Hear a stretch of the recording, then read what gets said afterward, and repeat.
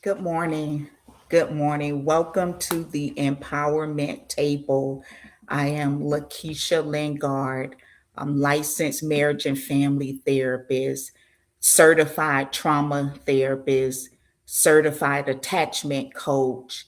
And so I just welcome you all to the Empowerment Table. And so we're going to spend some time this morning, late morning, talking about like practical tools and strategies. That's what this platform is for. And so I'm going to be coming to you all weekly. This is going to be a weekly thing. So coming to you all weekly to talk about different tools and strategies for mental health. And it's entitled Tea and Tools. So get your cup of tea, sit down with me this morning, and most mornings I'm drinking hibiscus tea. So that's what I have this morning. I have it on ice today. So I'll do it room temperature, I'll do it hot sometimes, but I also like to do it cold. And so that's my tea for today. And I just thank you all. I'm just giving people time to just join with me this morning at the empowerment table where we are going to discuss some practical mental health tools for us to have healthier relationships to overall improve our mental and emotional health. So that's what's going on today. Again, I'm a licensed marriage and family therapist, a certified trauma specialist, a certified attachment coach, and then I'm also a certified prepare and enrich facilitator, which is designed to work with couples. And so join me, tell me where you're watching from, say good morning. I know it's late morning. Some people, if you're watching this in real time or if you're watching it on the replay, I am so glad to have you. And so I thank you all for joining me this morning. And so I have dual cameras going on here. So I may be going from one camera to the other camera down to my notes, but I just want to give you all some time to join. Just joining us this morning and just, allow me to just share some information with you that will be helpful. And this information, this feedback will also be later on my YouTube channel. So if you catch the replay on Facebook, if you miss it on Facebook, because we know that Facebook will only allow videos to stay up for a certain time frame, but it will be available on my YouTube channel as well for the replay. And so I'll go ahead and get into today's presentation. So today at the restoration table, I want to talk about shame. And so let me just set up my video here. I'm going to have a presentation that will allow you all to just see some notes and things and just follow along as I share this presentation with you. But today, again, talking about shame. And it is very important that we understand shame, understanding the role that shame plays in healing and recovery. And sometimes we have to get to the root of that shame in order to get to that next level of healing, that next level of recovery. We have to be able to address the shame that is involved there. And so, understanding shame, the title here you see says guilt and shame, because an important aspect of this is also differentiating between guilt and shame, because that is very important as well for us to be able to do. So we're going to talk about primarily talking about shame, but hitting on guilt today, because again, that is going to be a powerful part of it. And so I thank you all for joining. I thank you all. And so today we're going to explore shame. We are not just exploring shame as just an emotion, but we're going to look at it from the aspect of it being a survival response, right? So a survival response that developed in relationship with other people. And that's important for us to understand. One of the most influential shame researchers I'm going to be discussing some of her work this morning as well. Her name is Brene Brown. And Brene Brown, she defines shame as the intensely painful feeling or experience of believing that we are flawed and therefore unworthy of love and belonging. So just think about that for a moment, how much that impacts us if we are carrying shame. And also notice with that definition, one thing you'll see is that shame is not about behavior. It's about identity, right? So let me read that definition again and think about it from an identity perspective and not about just behavior change. So again, Brene Brown, she defines shame as the intensely painful feeling or experience of believing that we're flawed and therefore unworthy of love and belonging. And so that is deeply connected to our identity. So when you look at it from an identity perspective, then you understand why it's something that's very hard to break away from, or you are able to see the importance of breaking away from shame in order to go to that next level of mental, emotional, spiritual, physical healing. And so this distinction, again, it's important because our brain processes an identity threat differently than behavioral threats. And so from a trauma informed perspective, shame isn't evidence that something is wrong with us. Shame is often evidence that our nervous system adapted to environments where acceptance, love, and safety felt conditional. So that's the whole basis of it. So today we're going to examine shame through four different lenses. I'm going to provide you some information about the neuroscience of shame, shame from an attachment perspective, shame from a cognitive psychology perspective, and trauma healing. And so I hope that you leave not simply with understanding shame, but understanding yourself with greater compassion. So that is my hope today.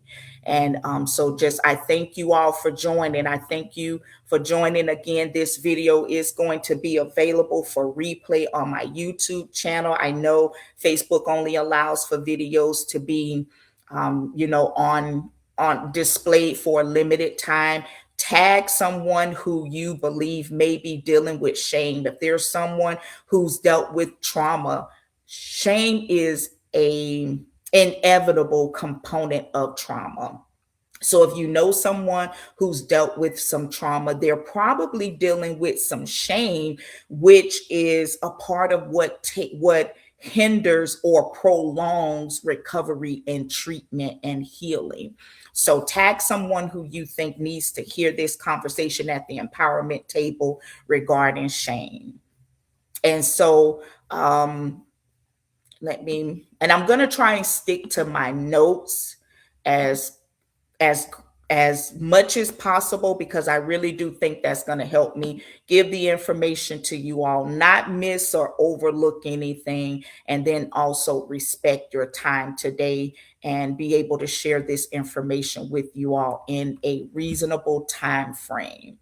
And so our objectives for today, what we're going to cover today, our learning objectives, is going to extend beyond like gaining knowledge.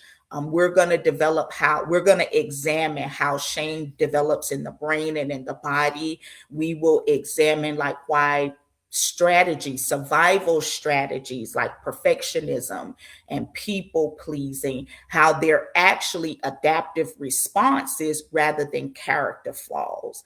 We'll discuss why trauma treatment now emphasizes what clinicians call a bottom up intervention, where we regulate the nervous system, and then a top down approach where we talk about those practical therapy interventions that deals with thoughts.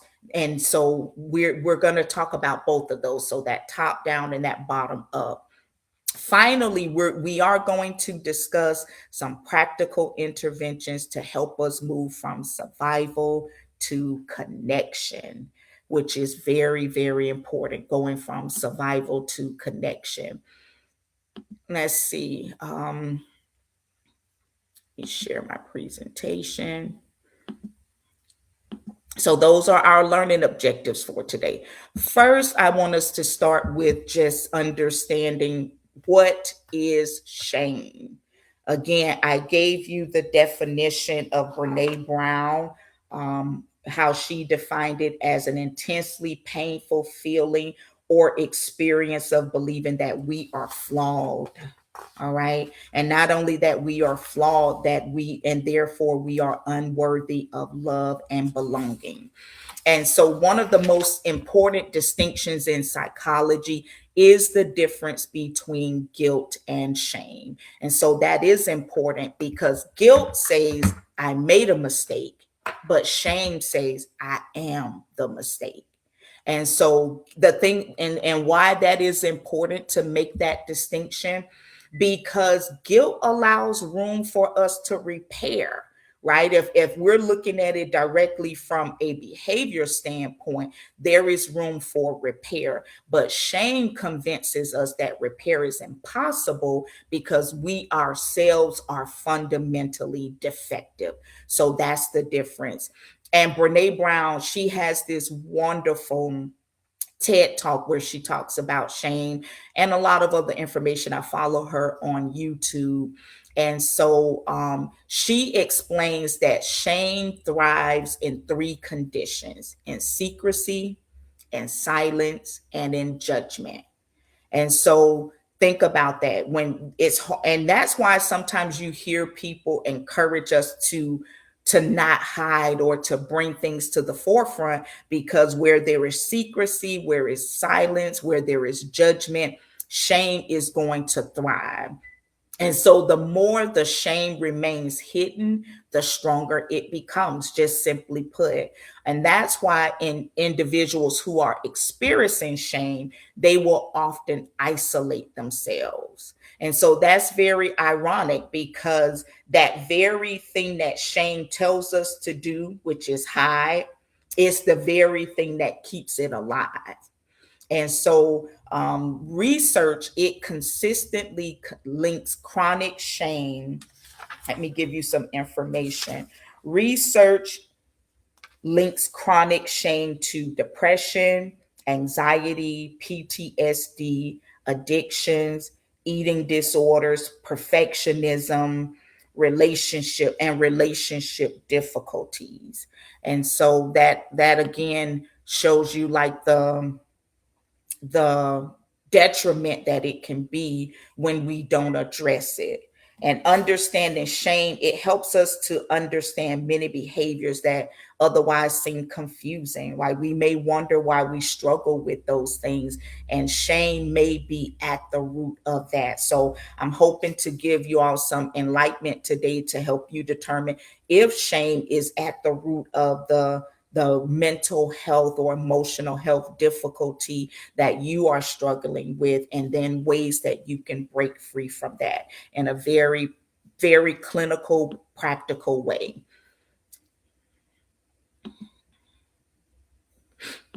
So, where shame begins, keep this in mind. Nobody enters this world believing that they are unworthy. I'm sorry. Children naturally assume that they are lovable until some situation tells them that maybe they're not. And so that's where the attachment theory comes in, because attachment tells us that children form beliefs about themselves based on how their caregivers respond. And so, for instance, if a caregiver is emotionally available, attuned, the child then develops this sense of I'm worthy, right? But on the other hand, if the caregiver is inconsistent, if it's neglectful, if it's frightening, if it's overly critical, then children can then conclude about themselves that I must be the problem. And so then trauma will intensify that process.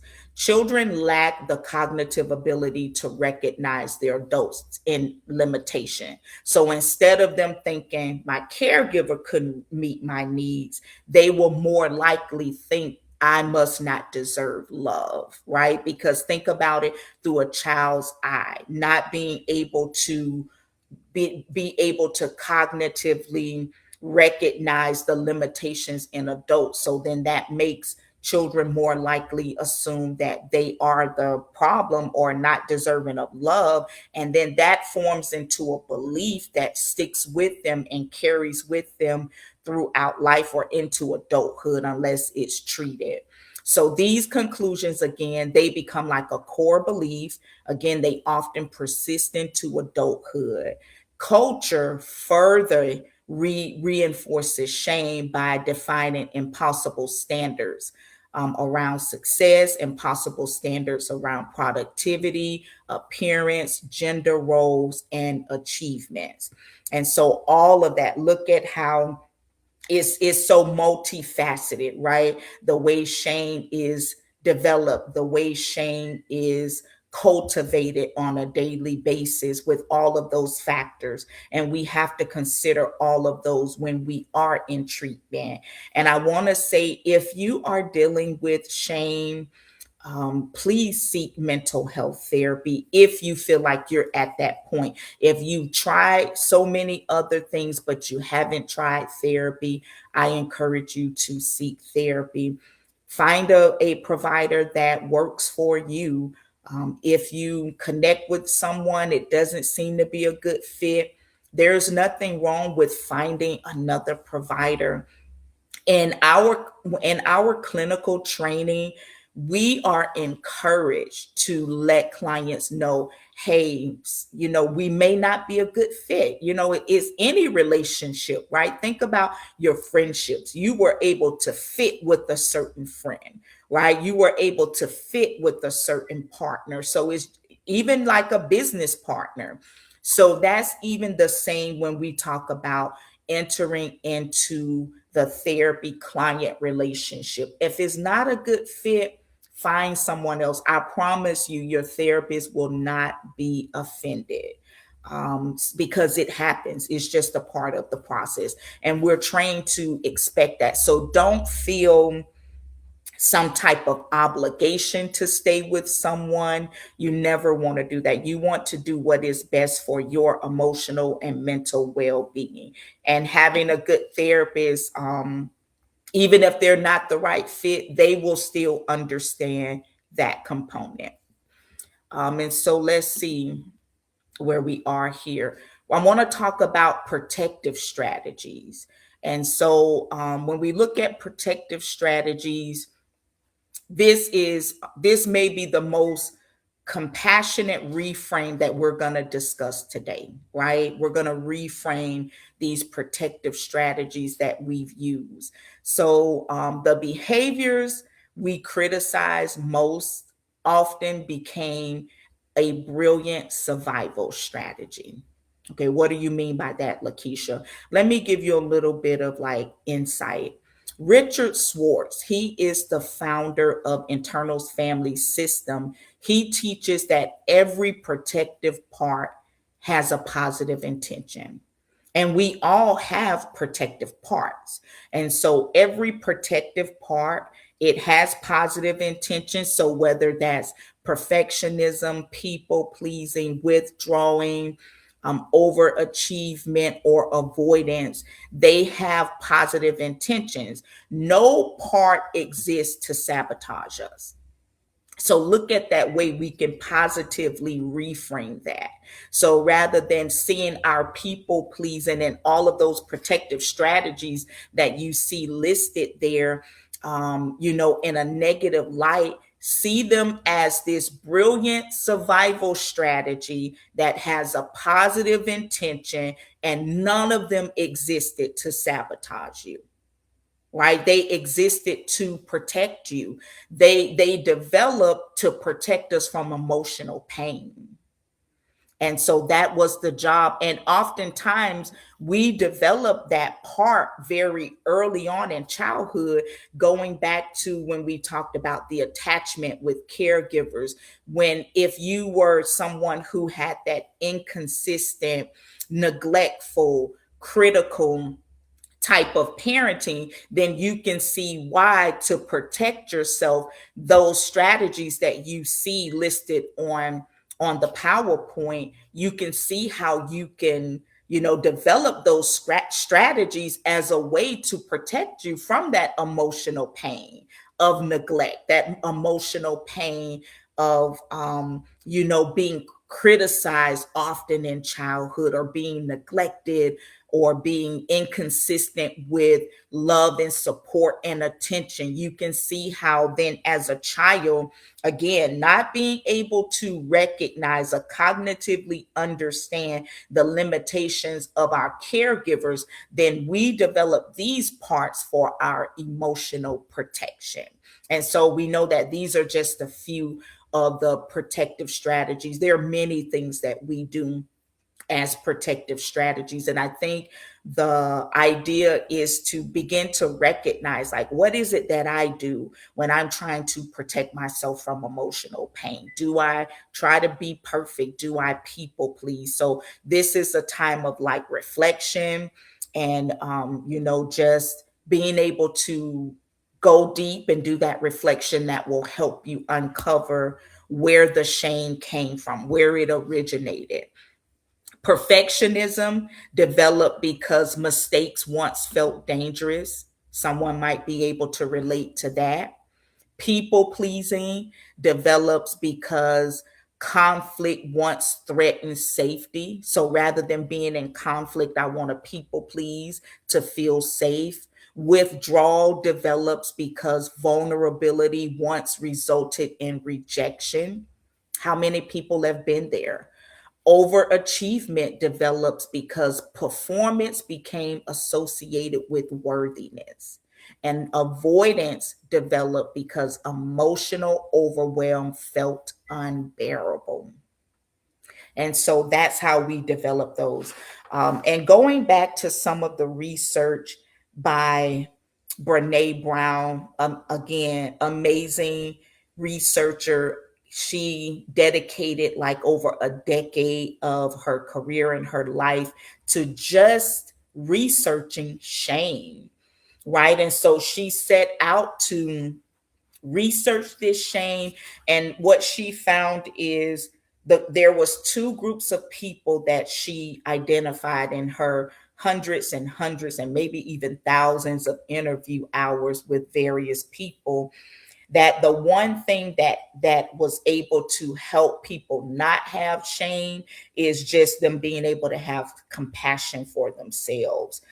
They were able to, she identified that group as the wholehearted group because they had courage, and they had courage to tell their story wholeheartedly.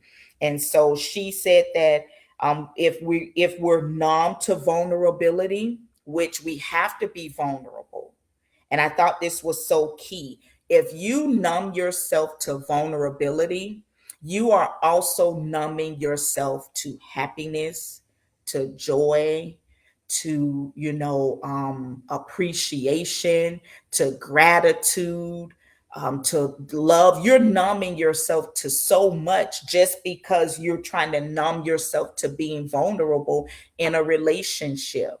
And so that's one thing that, I want to encourage you all to know, that in relationships, there will be vulnerability. You have to be vulnerable in order to fully experience the benefits of being in a relationship, right? We are people who were meant for connections. And so again, sometimes we put these walls up for protective factors. I'm going to avoid things because being emotional, that overwhelmness, it feels unbearable, it feels unsafe, it feels like I can't handle it, it feels like it's going to be too much for me, I'll lose it, I'll go crazy. And we develop these these mechanisms to help us. So instead of asking yourself, and this is what IFS therapy does, which is why it's one of my favorite modalities when working with trauma clients. IFS invites us to stop asking what's wrong with me, but start asking myself, what part of me is trying to protect me? What is the perfectionism trying to protect me from? What is withdrawing trying to protect me from? People pleasing, overachieving, all of those strategies that you see, begin to ask yourself, what part of me is trying to protect me? And so you see how that question changes everything. Instead of fighting ourselves, we then become curious about ourselves. So you see how it's already kind of leaning into more compassion for yourself, right? Because you're asking this part of you that you know has a positive intent, is there to, it was created early in life to protect from emotional pain. Don't demonize that part of you. Ask yourself, what part of me is trying to protect me? What is it trying to protect me from?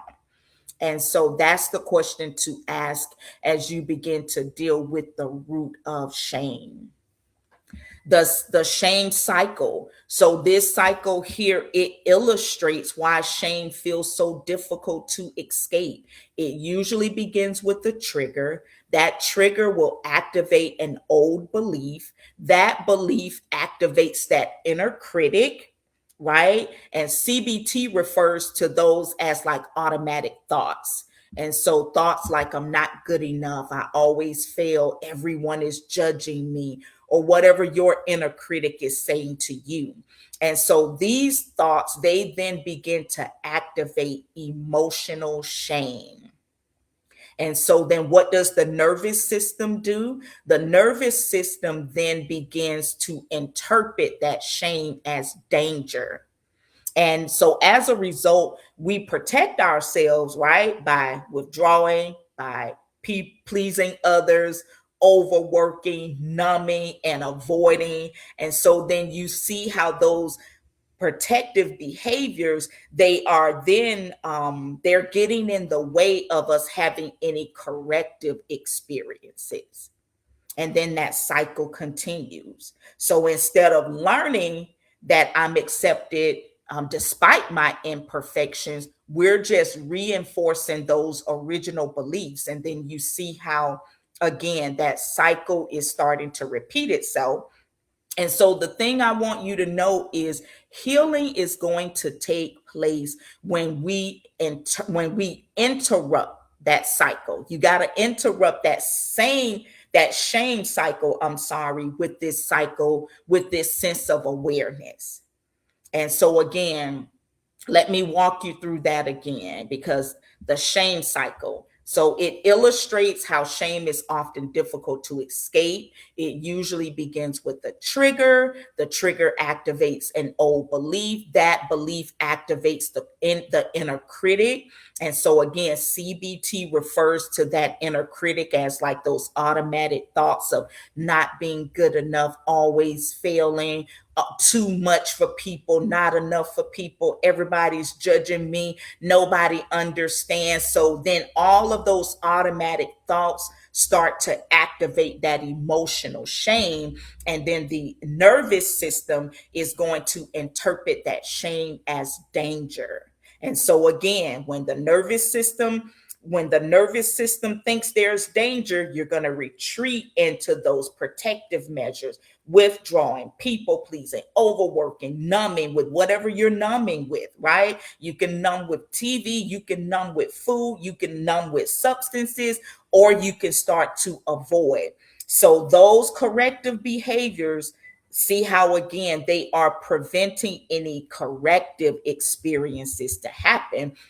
And then you miss the opportunity to learn that you are accepted despite imperfections. It's like it's something we know cognitively, right? You can have a conversation with someone cognitively all the time, and you know here, but you don't know in your emotions. You don't know, it's called like fully accepting that thing. I may know it intellectually, but do I know it emotionally? Do I know it spiritually? Do I know it like at the on those other layers of myself? And so we're reinforcing that original belief. The cycle repeats. And that's the cycle that we have to break with awareness, being aware that you're in that cycle. And that's a very important step to breaking that cycle. And so we got to break that shame cycle by interrupting it with an awareness of what is happening, what is going on in that moment. So next we're going to talk about that mind body approach. So this brings us to one of the greatest developments in trauma research.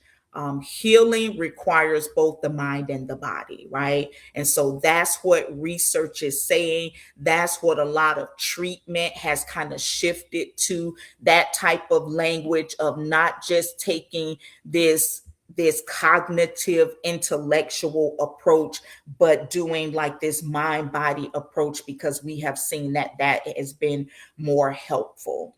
And so Stephen Borges, he is the he developed this polyvagal theory, and it explains that our nervous system is constantly scanning for cues of safety or danger. And that's the process called neuroception. So your nervous system is constantly scanning, right? And so when shame is activated, the body shifts into a survival state. You all have heard this with all of the information out here. You've heard of those survival states: fight, flight, freeze, and fawn. So the body shifts into that nervous state when it has perceived that there is a threat, right? And keep in mind, the threat is emotional most often, which is why, and that's the perspective we're coming from today. We're talking about those emotional threat, that emotional threat of shame. And so what happens when the body shifts into those survival states? Fight appears as defensiveness. If you're in that fight stage, flight can appear as overworking or perfectionism. Let me flight away from what's going on here and focus my attention on this. I can overwork myself. I can try to be perfect. Anything I can do to escape. And flight can also mean, in more simpler terms, when something happens, I leave. Let me get out of here. I don't want to stay and talk about this. And so there are many ways that these defensive survival states can appear. Freeze may appear as numbness or procrastination. So sometimes we wonder why we may struggle with procrastination. It is a survival mechanism when you're feeling emotionally overwhelmed. The body is going into that shutdown mode to where procrastination feels safer. It feels much more safer than dealing with or addressing that situation. And so keep that in mind as well. Let's see. Freeze. Okay, freeze is numbness and procrastination. Shutdown may appear as hopelessness or depression. So you may be wondering, you may see those signs that may be indicative of depression, but it might just be that shutdown mode. Again, this is my way of protecting myself. And so sometimes you have to think about it. When we think we're dealing with depression, which we know depression is a thing, but think about how it is if those symptoms are rooted in this protective measure. So think about, even for children may shut down, right? You may think that they're depressed. They could be shutting down as a protective factor because they're trying to protect themselves from some type of emotional pain, some type of emotional overload. And if the nervous system believes that we are unsafe, Logic alone is not going to be able to create the healing that you're looking for. So that's why we have to deal with what's going on in the body as well as what's happening cognitively in the mind. The body must first experience safety. You got to experience that safety in your body. And so that's an important component of the healing. And that leads us to like some skills that are helpful with this. I want to talk about some somatic skills. And so you see some of just a few of the many, many somatic skills that are available. And in the profession, we call these the bottom up, right? Because you got to work with the body in order to get the mind ready, in order to be ready for that cognitive part of the healing process. Let's start from the bottom. Let's start with the body. And so these are things that helps us regulate physiologically what's going on in the body. And so there's this author there is this author he authored this book, The Body Keeps the Score. And so it's a very, very powerful book. Van der Kolk, he authored that book, The Body Keeps the Score. And so it really talks about how trauma, how emotions, how all of those things are stored in the body. So think about it. If the body is perceiving danger and then the body is reacting, it makes sense why we need to regulate those physiological parts of us in our body in order to then reason, in order to just talk about all things cognitive. And that is the leading way that we're dealing with trauma and emotional distress in therapy today. And so the body keeps the score. Trauma lives in our nervous system. You have to know that it is real. Breathing, what breathing does, you hear people say, breathe, take those deep breaths. It is really important to do so because breathing is stimulating that vagus nerve in the body that is mainly, or one of the nerves primarily responsible for restoring regulation. So then when you hear someone say breathe, like there is science behind it, right? We've been hearing that forever. I've been hearing that since I was a child, and not until becoming older that I understood the physiological benefits of breathing, right? You're activating the vagus nerve in the body, which helps restore regulation. Grounding, we oftentimes hear people encourage us to ground. Ground is just a way to reconnect us to the present instead of a traumatic memory. So grounding is really, I'm sitting here and I am taking in my environment with almost every sense that I have. What does it feel like? What does it sound like? What can I touch? You're grounding yourself back to the present. And so that's very important because when you're grounded back to the present, you're sending a different message to the brain, which is sending a message to the body that I'm safe. Because remember, that's what we want the body to perceive, safety, so it can go back and restore regulation. And so mindfulness is important because it releases that defensive activation. And so we want to be mindful. We want to be aware of what's going on. We want to have like total acceptance of what's happening.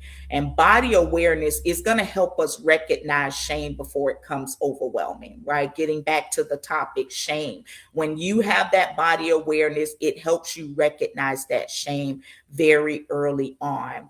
And so just know that these interventions, they won't erase the trauma. What they're doing, the intent is just to create enough safety for the brain to become available for learning, right? Because until the brain is available for learning, nothing anyone tells you, your therapist, your mother, your sister, your pastor, your mentor, your coach, those things are delayed as far as like our ability to truly process them until we regulate the body to get the brain ready for that type of learning. And so that's why these bottom up approaches are included in treatment. The polyvagal theory: healing occurs when we spend more time in ventral vagal state. That's the state that's associated with safety, connection,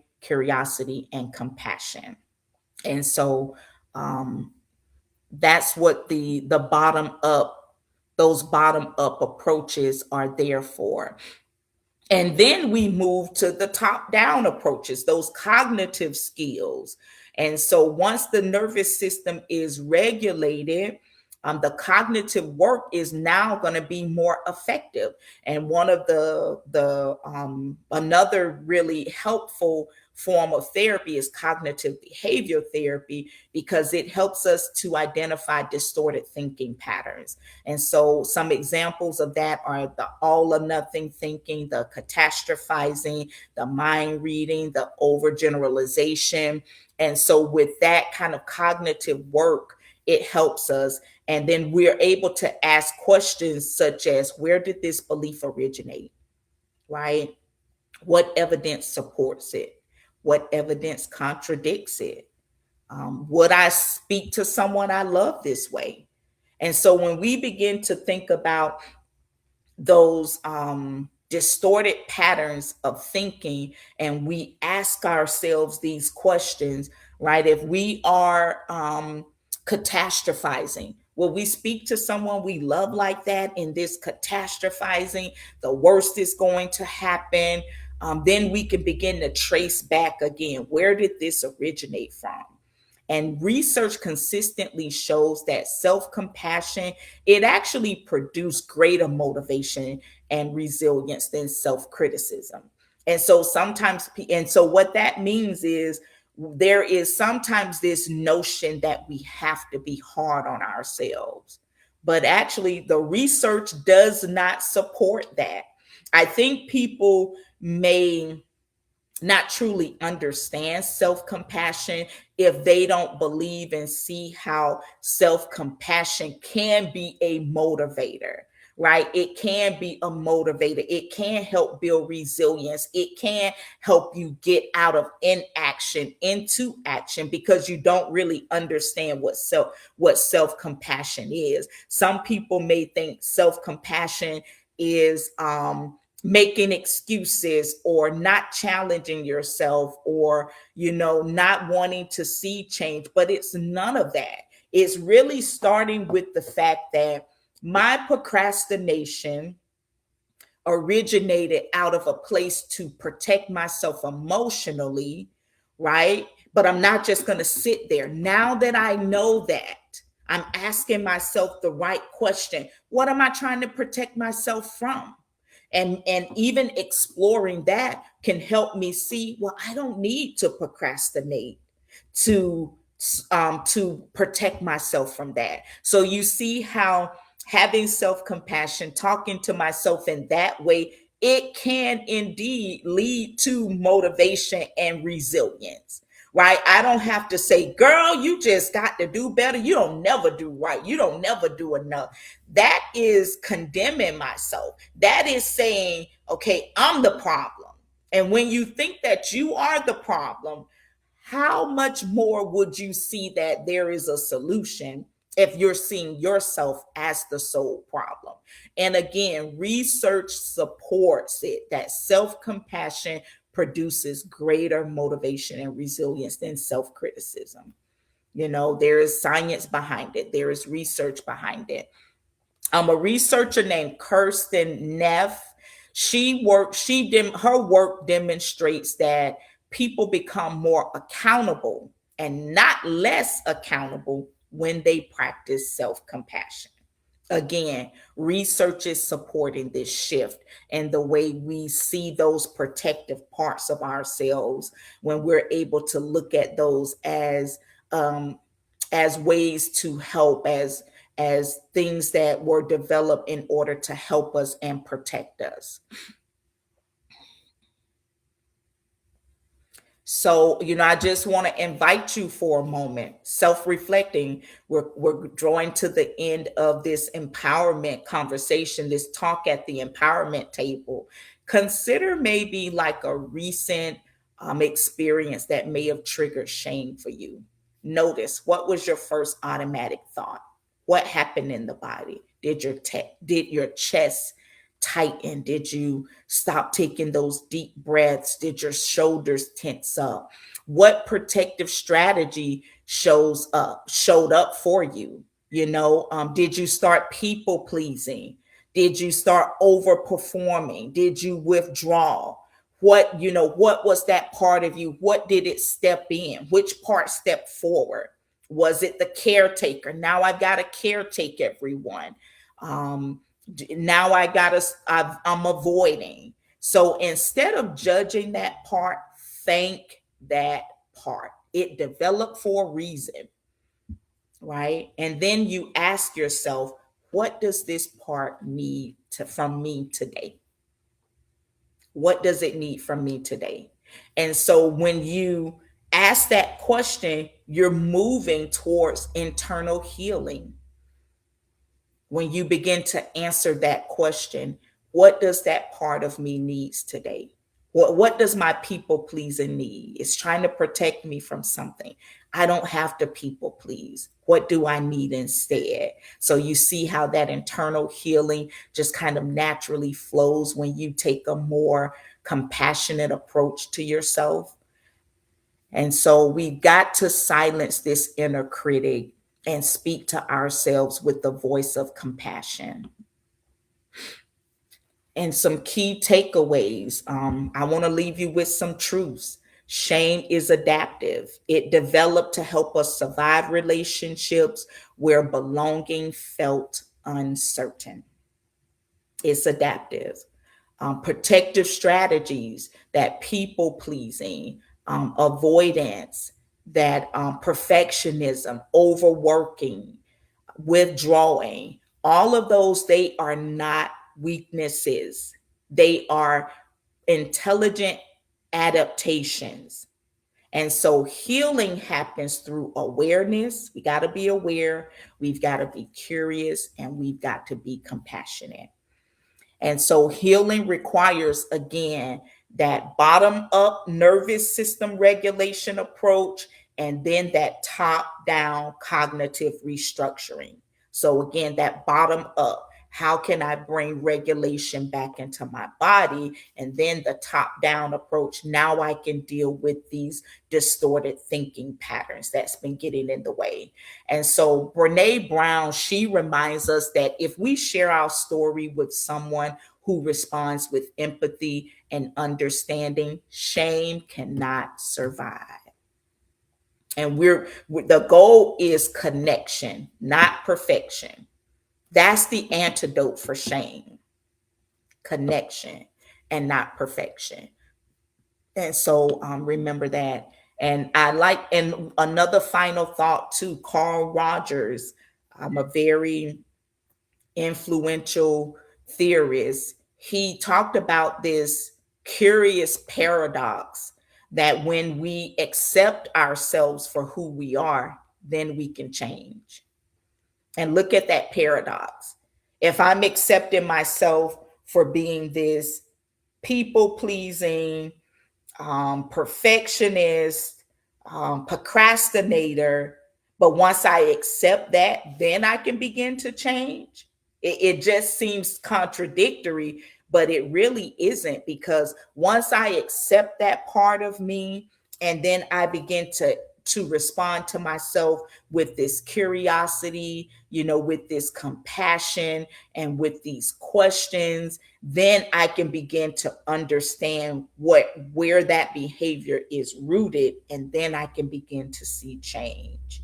And so just keep in mind, healing isn't becoming someone different. It's not. Healing is remembering who you were before shame convinced you otherwise. Who were you before shame convinced you that you were worthy? Who were you before shame convinced you that you were not good enough?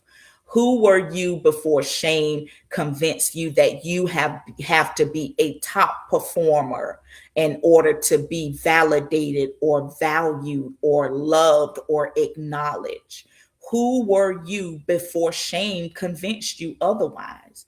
And so just keep that in mind. And this is just the first of many series is here at the empowerment table.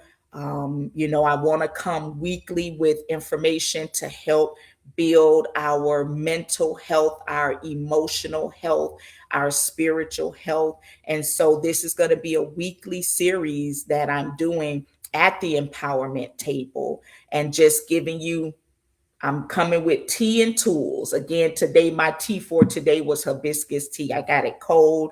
I can't wait to finish it up. But I thank you all for your attention. I thank you for your openness, your willingness to just listen and engage in a deeply meaningful conversation. And so look forward to more coming from this empowerment table. And I hope that you all found this information helpful. I hope that it helps you to be able to recognize the root cause of shame and how you can move away from shame, right? Shame doesn't have to define you. Remember, shame is connected to identity. And that's why it's so hard for the brain to process it, or the brain processes it differently. It's not who you are. And so we have to be able to do that. Find yourself a therapist. If you've tried other things and they are not working, get the help you need. Get that full rounded support that you need if you're someone who's dealing with shame. So I hope this information again was good, and I hope that it was helpful. Share it with someone who can go back and look at it later. It's on Facebook, and I am going to make it available on my YouTube channel, Empowering for Purpose LLC. And I thank you all for joining. And until next week, you all have an amazing day.